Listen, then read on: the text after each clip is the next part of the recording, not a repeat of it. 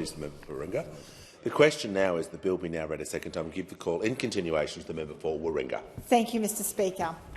Last year, Australia signed the Global Methane Pledge to cut 30% methane emissions by 2030. The International Energy Agency found fossil fuel companies in Australia are emitting around twice the methane that the government reports to the UNFCCC.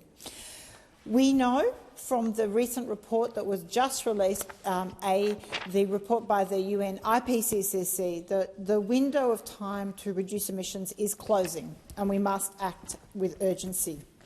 So not only are we losing our resources through these methane emissions, we're risking energy supply and cooking the planet, as methane is over 80 times more potent than carbon dioxide over the first 20-year period.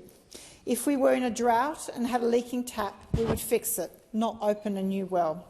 So it's time the government put in some gas leakage restrictions. The safeguard mechanism reforms are an important opportunity for the government to bring in sensible measures for capturing and using that gas. The effectiveness of the safeguard mechanism will depend on the accuracy of the data it is based on, but the current reporting framework is too lax to ensure accuracy. Most oil and gas activities report based on national averages rather than actuals, and this needs to change. I've proposed amendments to ensure that Australian facilities adopt international best practice and ensure that we address this problem. I'm also proposing an amendment to cap fugitive emissions from coal and gas facilities within the safeguard mechanism.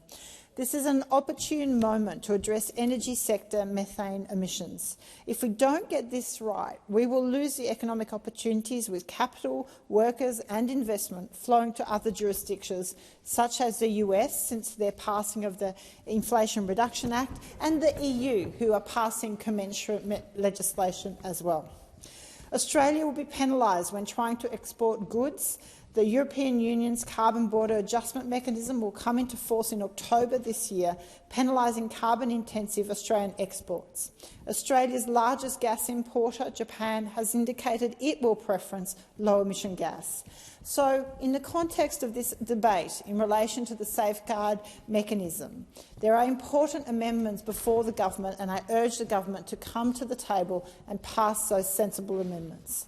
It is incredibly important that at this time, with such a dire warning from the IPCC, that we establish a cap on gross emissions, that the government accept amendments and recognise the principle that gross emissions need to come down from this point, that we set up a hierarchy of emissions reduction to ensure that the market and facilities prioritise on-site abatement, offset projects and then purchase of offsets.